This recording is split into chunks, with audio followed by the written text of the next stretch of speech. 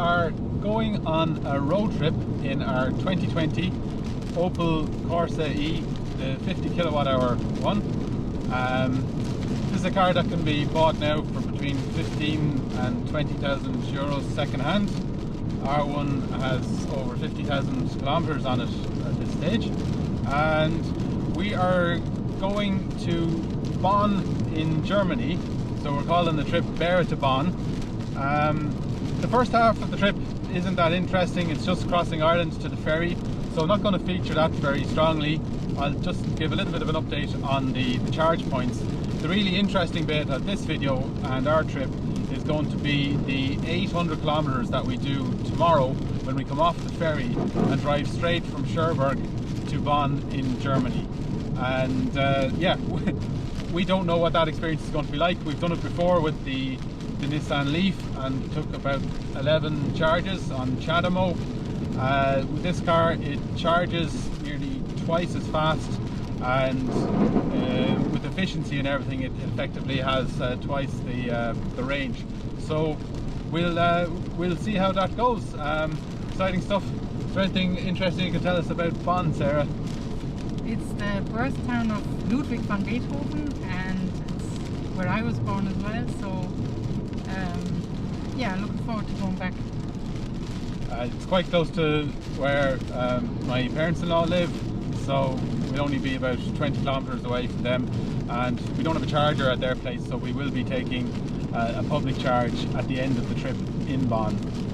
For the record, we were leaving around 10 o'clock on a Monday morning. I zeroed the trip and the Guessometer was giving us 306 kilometers of range, and the journey we needed to do was 320. Now, the GOM definitely is nothing to go by. It's completely irrelevant essentially in this car. The real range at proper speeds is much more like 50% of that, around 150k. The car probably could do that kind of mileage in an urban environment at speeds below about 60 kilometers an hour, and it might be fun actually to go and try and do a trip where you achieve that estimate, but for now we're driving in the real world.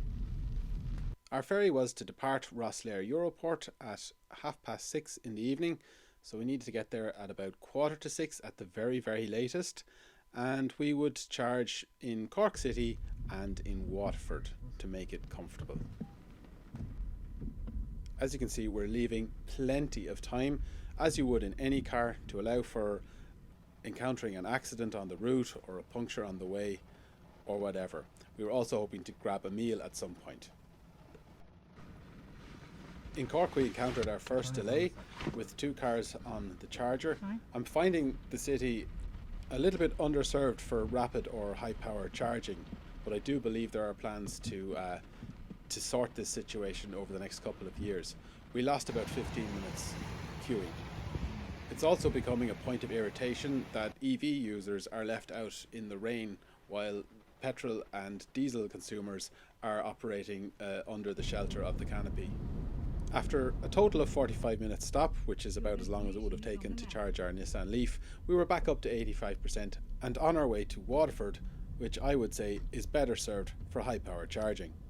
We arrived on the east side of the city around 25 to 3, with the 117 kilometers done since Cork, and we got a decent charging speed here, just over 90 kilowatts at the start of the charge. With a total of 246 kilometers done already, we were back up to 85% just before 3:10 and on the road again. With less than 60 kilometers to the ferry port, we had plenty of time and charge to get there, and had just discovered we needn't have worried anyway. While we were taking our charge there in Waterford, we got a text message from the ferry company. Due to adverse weather conditions, your sailing from Rosslare to Cherbourg today, Monday at 6:30 has been delayed until 9. Well, that's better than cancelled anyway. So what we're going to do, we do want to take a charge as close to the ferry as possible to top up the car for tomorrow, because we don't think we're going to get a charge on the ferry. But what we'll do now is actually we really enjoyed the hotel that hosted the Wexford Rally when we were filming it last year, so we're going to go there for a meal this evening. and then we'll go out and get our charge and head down to the ferry. So we'll make the most of the delay. We had a lovely relaxed meal in Wexford, then headed on down to a charger that's just 14 kilometres short of the ferry port to top the car up. This could save us a bit of time on the other side. As there was no one else queuing for the rapid charger, we allowed the car to go through the slower phase from 85 to 100% to fill up over a period of 35 minutes. This meant that we arrived at the ferry port with over 90% charge, which was just as well because we were about to spend a lot of time queuing. Appreciating the electric heater on this cold evening, our spirits remained high. What did you get, Sarah? I got a very nice EV sticker. Alright. And boarding cards and our ticket, I suppose. Cool. What time did we make it for? We got here at 6:15, which is 15 minutes before the original sailing time. We had a nice dinner in the hotel, and it's supposed to sail at 9, I think, and we had to be here by 7:30. It was actually much more like 9 o'clock that we were boarded, and even later that we set sail.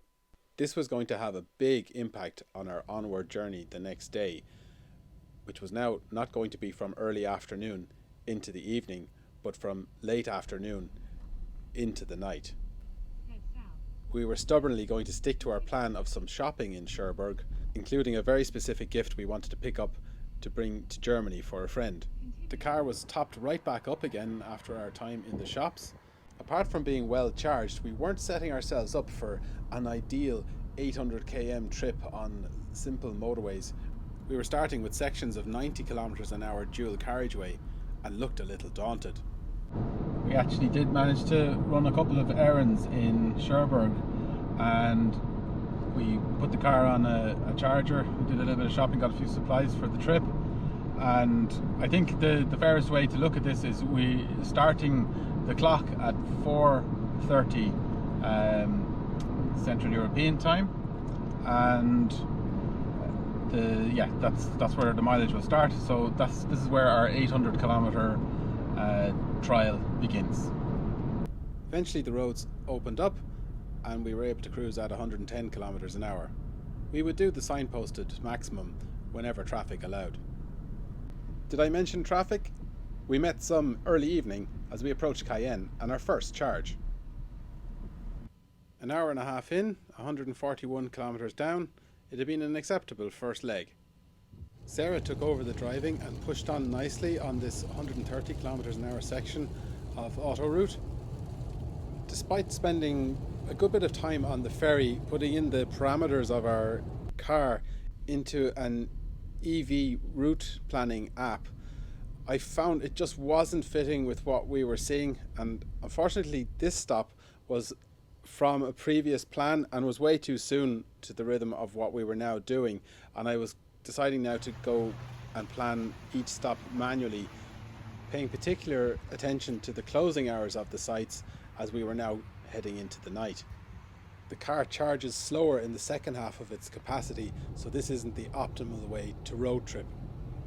So just under 200 kilometers done in a little over 3 hours, we were finding our feet and starting to think of our bellies. That's just a picnic stop. We were going to have to go in towards the city to find some grub. Near Rouen, we went through a drive-through and then took our food to the charger to make best use of the time. We could have made it here all in one go from Cayenne and not had that other short charge. This was going to be a relatively short one too. We mightn't even get all the food ate by the time we were charged. But c'est la vie. We were back on the road by 9 o'clock. Sarah wanted to do another shift before it got too late, but she got the short straw because this was across the city, having detoured in for our dinner. An hour and a quarter later and 100k down from Rouen, including navigating the city streets, we were pulling in for a slightly early charge because we had a long leg to do where there weren't so many chargers close to our route. We were getting a pretty fast charge and I was impressed now with the French infrastructure. It's improved an awful lot since our trip in our Nissan Leaf in 2022. 6 hours and 15 minutes in, 350 km done. We were actually lagging behind a trip of similar distance I'd done in Ireland, beginning on rural roads and moving on to motorways. I guess you have to put some of that down to lack of familiarity with the route and getting used to the different charging networks on the continent. But on the plus side, we were never feeling like we were going to run out of charge, and we were always heading to sites with multiple chargers, so you didn't feel like broken machines were going to be an issue. Soon we were halfway there and working well as a team. That's 400 kilometers in, halfway. It's 11:15. In 2022, it had actually felt that the Irish infrastructure was actually better distributed. We didn't have a lot of multiples of chargers.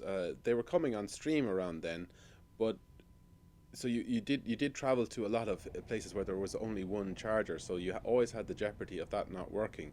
But the actual locations, whereas in Europe where there were lots of different operators, it felt like there were gaps in the system, which put us under pressure driving with a 30 kilowatt hour Nissan Leaf at the time. On this trip, although I felt that the car could probably push for legs of around 130, 140 kilometers, the chargers, the good quality locations with multiple chargers and these great canopies and everything, they were kind of falling around every 100, 110k, so there was no point pushing on into a gap in between these. So that was the frequency. But the thing is, this car charges relatively fast, especially if you're coming from a Leaf. So as long as you're driving or charging, it feels okay. And in fact, you know, pushing through the night like this, the brakes were suiting us. They were actually helping us to fight the fatigue. 1990s Subaru fans would like our journey mileage at this point. 555 kilometers in, and that was a 25-minute stop. I love these over the road. Well, that's just a gantry, but there's some restaurants and everything that straddle the highway. Ironically, the next charging location with multiple chargers was only located on one side of the highway, which was on the left. So I didn't know whether we could get into that when I was scanning ahead and planning the route. So I had actually picked a place where there was two separate individual chargers on the right hand side.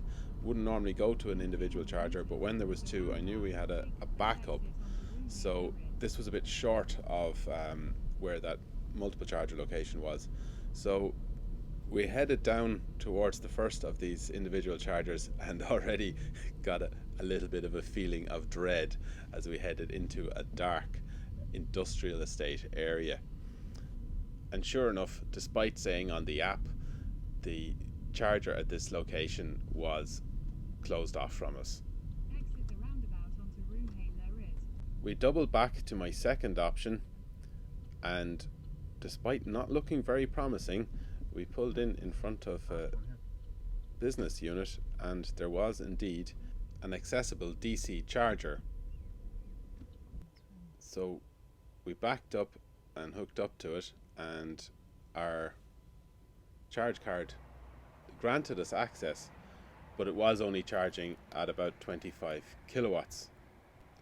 But we were still getting power, and this gave me time to study the map and realised that we could get to the location on the left hand side of the road, and so we unhooked again and dashed off there, and this was a nicely serviced station.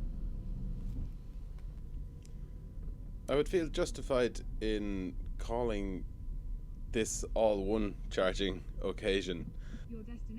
Looking back over the trip since Cherbourg, that second charge really was unnecessary. So I think the original estimate of 6 charges, this one would give us enough to get to our destination, but we would charge again as we don't have a charger at Sarah's parents' house. This has proven to me that with a bit more experience of the route, the car could do 800 kilometers with just 6 charges, starting from full and finishing empty. We were 10.5 hours in at 683 kilometers, and there would be a nice little trophy which I would find in this Belgian service station. A great find for an Irish rally fan who collects these Matchbox or Majorette sized cars. A die-cast model of the Citroën World Rally car of Craig Breen, who we sadly lost last season. And that's Germany. Someone's eager to make full use of the Autobahn. And then things went from bad to worse. There was a nasty accident just at the exit of a service station. We were lucky enough that Sarah spotted in time that we could get up the exit and in there and take our final charge while we were queuing.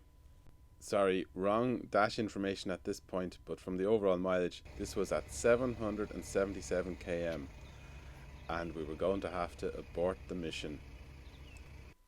Luckily, while we had the time and were charging, I did a little bit of research and I found a small bit of a walking trail that exited from the petrol station, which got us onto a service track under the Autobahn, and we were able to head back in the opposite direction past these terrible queues, which we would later find out were there for hours.